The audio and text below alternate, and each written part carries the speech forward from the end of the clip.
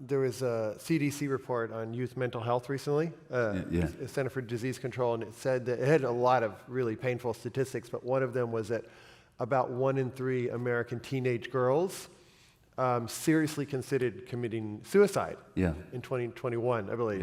And I'm curious, what do you think's going on? Is it that we've lost touch with our own ability to have a sense of self that is independent of that world? And we also have young people now 6 to 7 hours a day on social media. But it's also hard just to blame any one entity. So I'm curious, what do you see happening in our world right now, particularly with young people? I think the social media reinforces that despair, but I don't think it's the cause of it.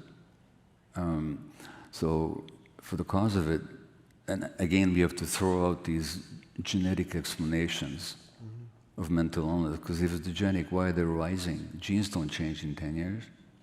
What's going on? If more kids are, and there's this big mystery, both the New York Times and the New Yorker had articles in the last year about the mysterious rise in childhood suicides. There's nothing mysterious about it. It's about despair. But where does the despair come from? Well, human children are born with certain irreducible needs, and again, what's the word here? Conflict of interest. I'm pushing my book, The Myth of Normal, okay?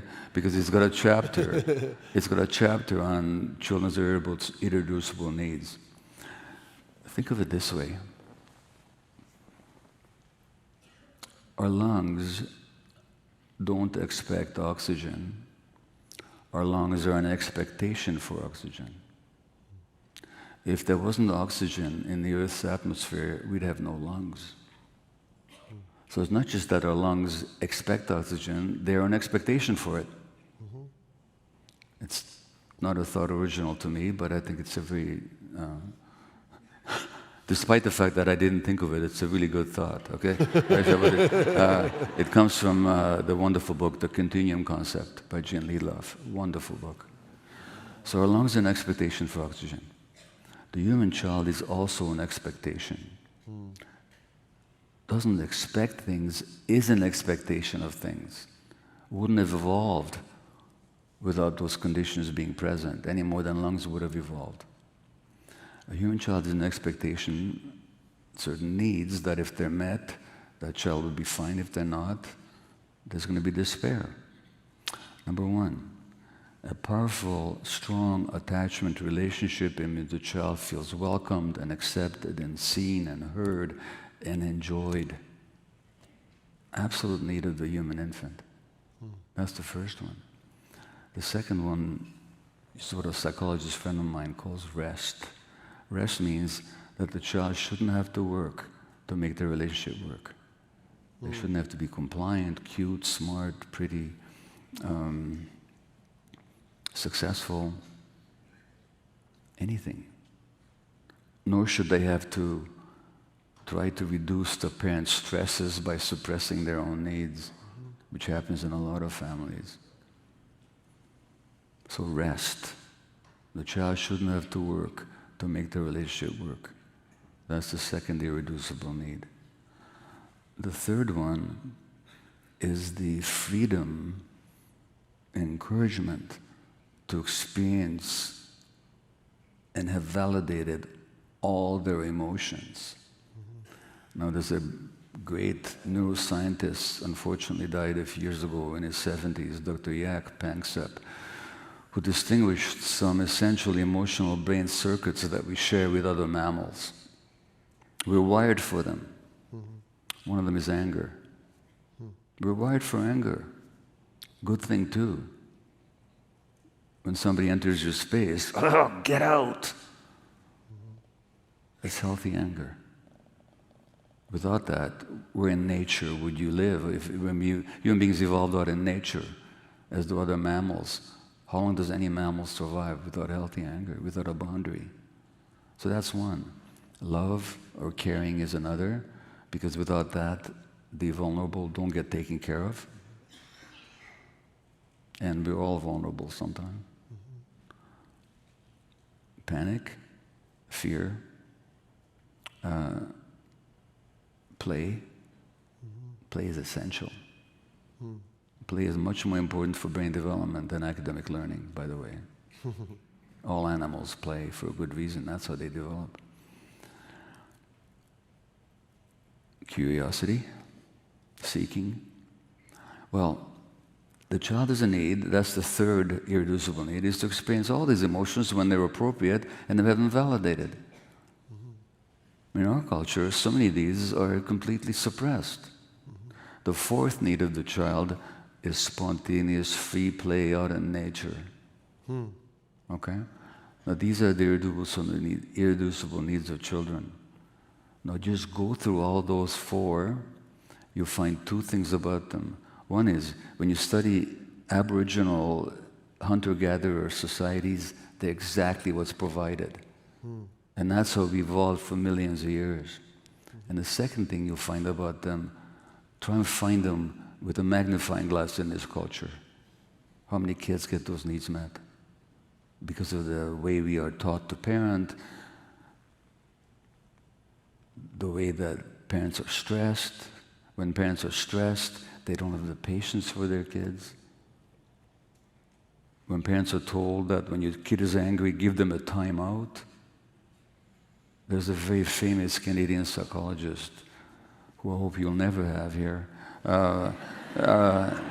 who says that, he'll remain unnamed, but who says in his mega-selling book, an angry child should be made to sit by themselves until they come back to normal. In other words, anger is not normal in a young child. Well, the message the child gets is, I can be loved or I can be angry, but I can't be both. I'm going to suppress my anger. And that's a template for depression. What do you call, by the way, what's the word depression means? It means to push something down. What gets pushed down in depression? Your emotions. Why do you push them down? Because your parents couldn't accept them. So I'm saying that this anxiety, this despair, is because of this society is more and more toxic and less capable of meeting our children's needs. Yeah. There's nothing surprising or mysterious about the rate of childhood suicides going up, depression going up, ADHD going up, anxiety going up, and so on and so forth. It's just what you'd expect given the conditions in this culture. Yeah. And do you see any shifting of that? Do you see any hope that there's a potential shift in that kind of cultural structuring? Well, in any society... I mean, your book is... a lot of people are reading Myth of Normal. A lot of people are reading The Body Keeps the Score. A lot of people are starting to do this. But I was wondering if you could kind of like have the levers, do you see any kind of opportunities where that could shift? Well, Noam Chomsky was once asked if he's a pessimist or an optimist, and he said, strategically I'm an optimist and tactically I'm a pessimist. Which means that, and I'm with him kind of, in the long term, I'm very optimistic. In the short term, I think things are getting worse, more difficult for more people. Now, as we alluded to earlier, as a result of things getting more difficult, also more people are waking up. Yeah. So that I do see hope in that, and so Bessel's book has been on the New York Times bestsellers list for 235 weeks now. It's a book about, a very heavy, dense book about trauma. Yeah. My book was 19 weeks on the New York Times list. It's been published in 34 countries. In English, it's the best-selling book in Sweden. Not the best-selling English book, the best-selling in English in Sweden. So now they're going to bring it out in Swedish. You know, so I think that, as we said earlier, as things get more difficult, more and more people are starting to wake up.